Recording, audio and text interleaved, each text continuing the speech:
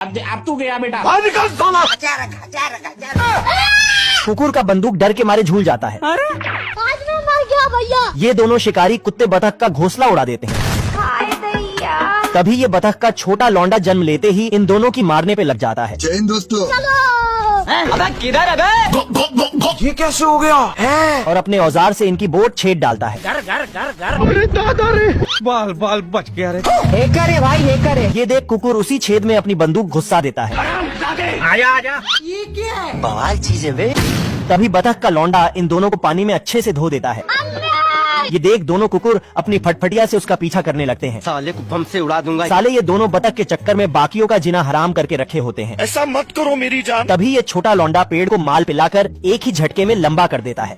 ये क्या हो गया? ये देख कुकुर गलती से कुल्हाड़ी की जगह अपने चेले से ही पेड़ उड़ाने लगता है। बड़े खतरनाक लोग हैं। तभी कुकुर के बंदूक का नली जाम हो जाता है और इसे ठीक करने के चक्कर में दोनों बिगड़ जाते हैं। हे प्रभु। अबे किधर अबे? घर घर घर घर। चिरकुट का पूरा पानी बतख गटक जाता है। बवाल चीज है वे। ये दोनों बरमुंडा के टापू पे आ टपके होते हैं। ये फंस गया सी। और ये दोनों इस अकेले बचे नारियल को खाने में लगे होते हैं। अब मिलता ही नहीं है, पता नहीं कहाँ है। मेरे पास एक मस्त प्लान। मैं तो तेरे को हरामी समझता था, तू तो राम निकला रे। पर साला ये चिरकुट इस नारियल को अकेला ही दबा लेता है। अच्छे बेटे, तभी बतख भूखे पेट के लिए मछली मारने आता है आज कमाएगा तो कल बैठकर खाएगा। और अपनी टोपी नीचे गिराकर चिरकुट को फिशिंग हुक पे बिठा लेता है। नहीं सारुण के यहाँ कुछ तो गड़बड़ है। आजा आजा आजा।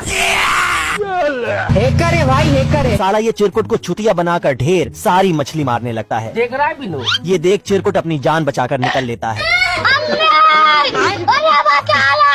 तभी ये दोनों भुक्खड़ 50-60 किलो मछली पेल जाते हैं। बहुत मजा आ रहा है यहाँ पे। कुछ ही देर में इन दोनों को वहाँ एक शिप दिखाई दे जाती है। आ गई माल आ गया।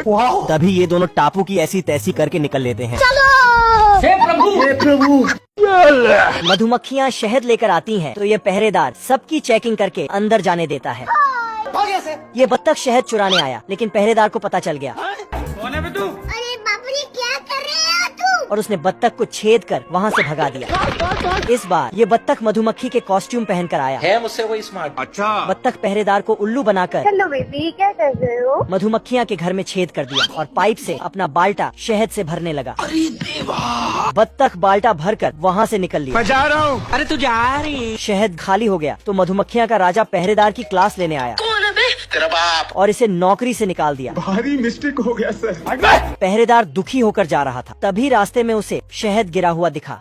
पहरेदार ने शहद के निशान का पीछा किया तो इसे पूरा मामला समझ में आया। साले को बम से उड़ा दूंगा, एक बार हाथ में आ जाए तो। पहरेदार ने अकेले जाकर बत्तख की वाट लगा दी। राजा ने खुश होकर इसे मंत्री बना दिया।